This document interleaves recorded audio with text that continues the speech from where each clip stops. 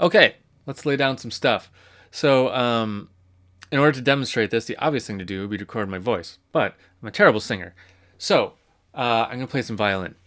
I'm also, ironically, a terrible violinist. I'm actually kind of a worse violinist than I am a singer.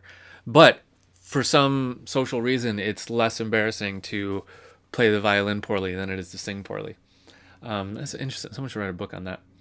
Anyway, so I have a little drum loop set up here.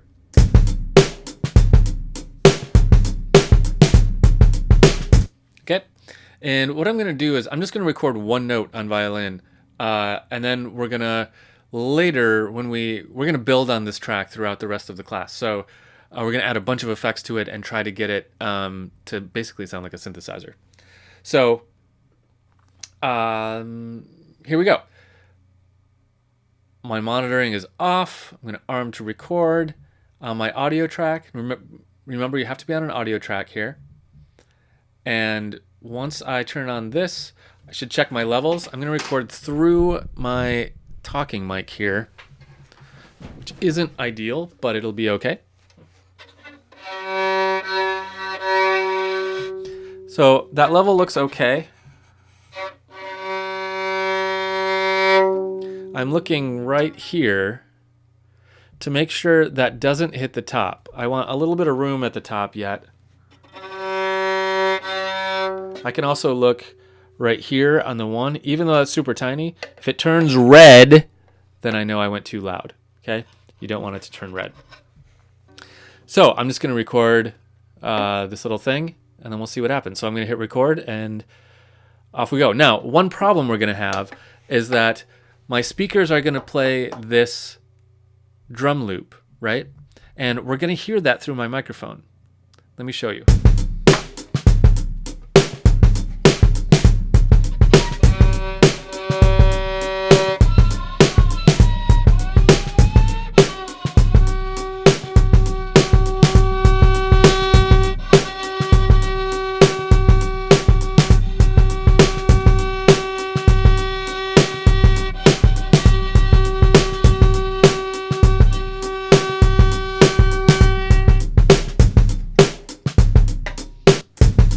Okay, so let's listen to what we just recorded. So I'm going to turn off recording so we can hear that, and then I'm going to hit solo. So we're only hearing what I just recorded.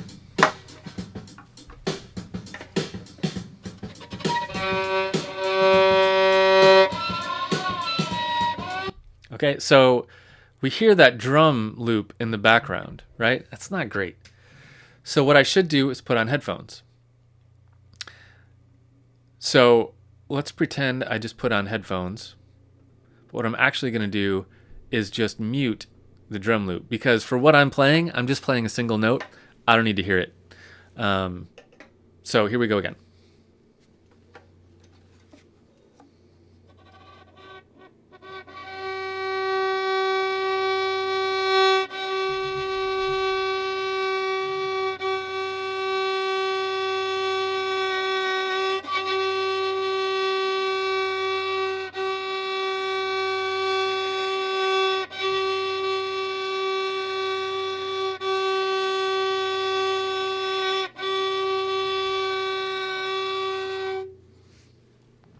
Okay.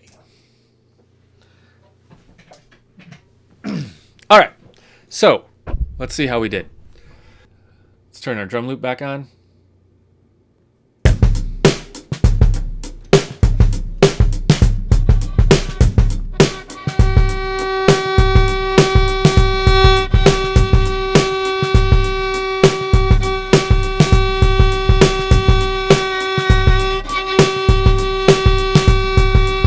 Okay, that sounds pretty fine. Let's look at what I did at the end here. Okay. All right, maybe I don't want that in there. So let's zoom in a little bit. Remember how we zoom? We just get up here and we click and hold down. I'm just going to highlight about to there and press delete.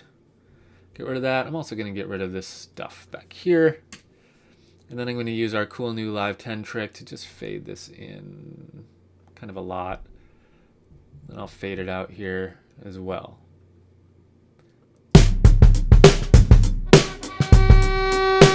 actually want that in a little bit more.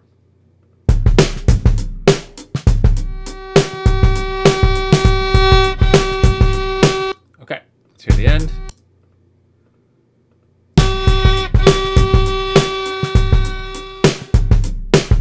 Okay, cool, I got it. So a fairly decent waveform here. We could be a little bit louder. I could boost it a little bit, but it's a fine volume. We don't want it to get too close to the top. We want to leave a lot of room at the top. Not a ton of room, but a waveform like that is pretty healthy, pretty strong waveform. Okay, so up next, let's talk about multi-tracking in Arrangement View.